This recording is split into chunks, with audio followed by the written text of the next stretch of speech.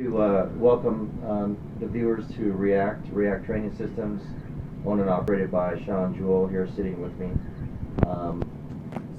Effectively accurate 0 to 1,000 yards. And today I'd like to talk to Sean a little bit about the concept of having a defensive mindset.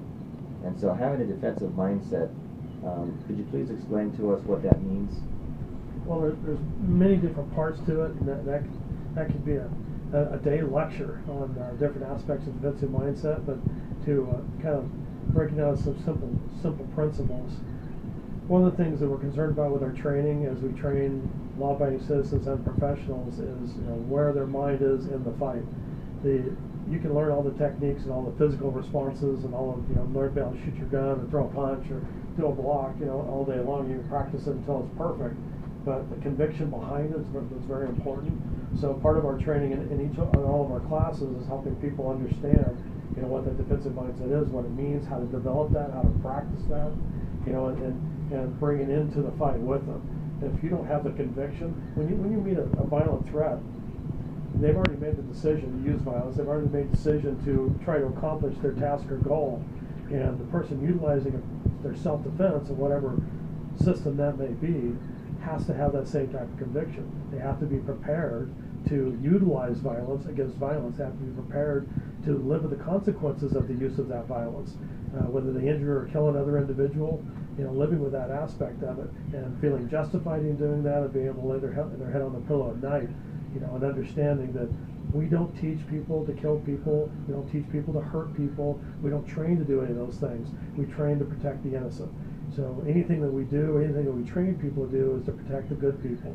Try to keep the bad guys, separate and out. We're not as concerned with what happens with them. Morally and ethically, we don't want to hurt or harm another human being. But if someone tends to bring the fight to us or bring that violence to us, to our families, to our streets, to our environment, then the good people need to be able to stand up for themselves and protect themselves. Techniques alone are not going to do that. I take it that even if you know the techniques, for example, let's say somebody's getting mugged. So you're about to be mugged.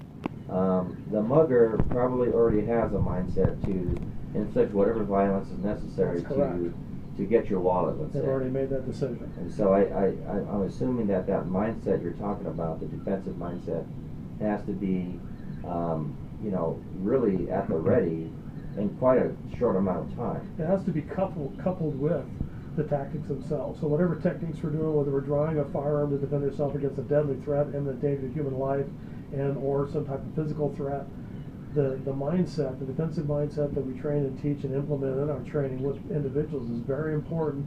It's all the time coupled with that technique, whether it's going to be simply to disengage from that threat and evade and escape, and or interact with this threat physically, and or maybe with a higher level of some type of weapon system, and or even possibly deadly force. A mindset to utilize that weapon, to utilize that technique to win in that violent confrontation and go home safely has to be coupled with the techniques themselves. And the mindset, is that part and parcel or integrated with, say, the concept of focus, or the concept of, of awareness? Yeah, it's really a technique that's developed like other techniques, and a lot of people don't understand.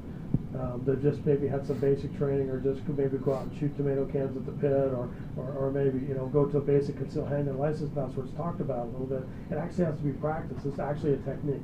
It's a technique just like a block or a punch or a draw or any type of other physical movement. It's a technique. It's a mental technique, but it's a technique. It has to be understood, learned, developed, and practiced on a regular basis. So you actually operate within that just the same as you would in the physical action itself.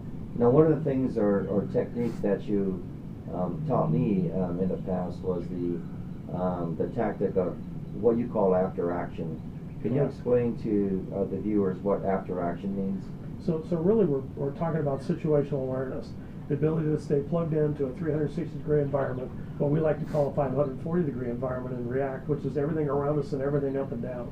And the ability to do that as a potential confrontation begins, is that gives us that ability to maybe recognize and remove ourselves and evade and escape, avoid that problem. Never lose a fight you're not in is something I like to say a lot and really believe in. But once we're in the fight, we need our situational awareness to decide what is the next step? What's the next technique, movement, use of cover? How are we going to solve this problem? Without situational awareness, I won't know what is the best next choice, how many threats that I have not maybe dealt with that are present that I need to deal with next, and how to do that.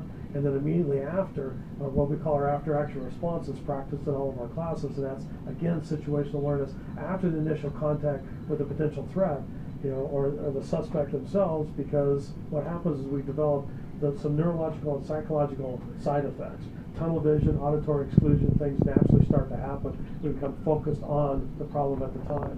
And so what we need to do is we need to actually practice techniques on a regular basis to help us break out of that and realize there may be other threats, there may be other problems, there may be cover we can seek, other things we can do to continue to win and be successful within this hostile environment. And this is all trained. This is all trained and practiced. Yes, sir. Now, by repetitive training, let's say an after-action maneuver, I believe your goal is to just dial that into the mindset. Right. Becomes part of the defensive mindset, becomes part of the training, becomes part of the practice skills done throughout the training, so it just becomes habit. We want everything to become habit. People don't rise the level of their expectations, they default to the level of training. And lots of people have said that, and a lot of us trained by that reality. So the more you practice something, the more it becomes part of your muscle, not only your muscle memory, but your mental habits, something you discipline yourself to do. Eventually you have to discipline yourself to learn and practice it, but eventually it just becomes habit. When you drive your car, you don't think about checking your mirrors, watching traffic, watching road conditions, watching for animals or people that are not obeying the laws. These types of things becomes automatic, and that's what we want in our personal defense training. We want it to become automatic, including our defensive mindset, our after action, all these other things, situational awareness. I think are very, very important factors of being successful. Could save your life. Could save your life, absolutely. Thank you, Sean. Thank you.